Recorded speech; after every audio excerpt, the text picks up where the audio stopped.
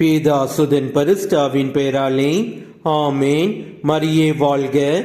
இன்றைய வார்த்தை, ஆண்டவருக்கு அஞ்சி அவர் வழிகளில் நடப்போர் பேறு பெற்றோர். Blessed is everyone who fears the Lord, who walks in his ways. திருப்பாடல்கள் அதிகாரம் 128 வசனம் 1.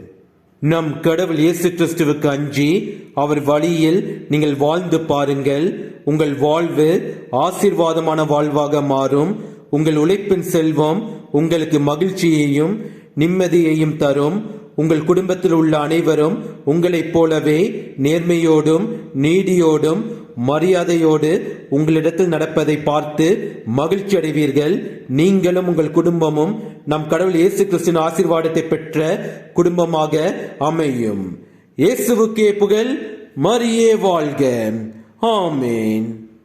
மாசில்லா கண்ணியே மாதாவே உன்மேல் நேசமில்லாதவர் நீசரேயாவார்.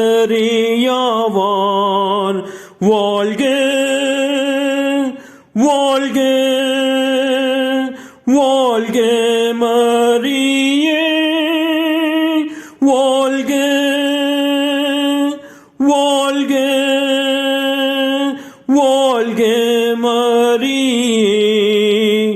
தாயே நீயானதால் தாபரித்தென்மேல் நேசம் வைத்தாழ்வது நின் கடனாமே. வாழ்க வாழ்க வாழ்க மரியே வாழ்க வாழ்க வாழ்க மரியே.